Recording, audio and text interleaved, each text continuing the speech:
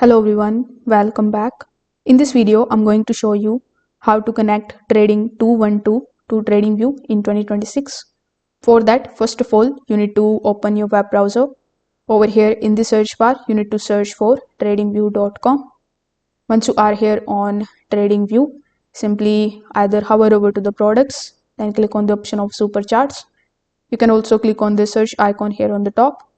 After that, from the given list, you can click on the option of launch chart right next to any of the charts that you want to basically launch here.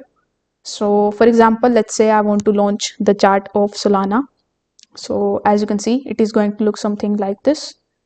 So here on this page, click on the option of trading panel in the bottom left hand corner of the screen. Now click on the option of show all brokers. It is going to show you the list of all of the brokers which you can easily connect with your TradingView account. Now, as we want to connect our Trading 212 account with it, simply use the search bar on the top right hand corner. Then you need to simply search for Trading 212.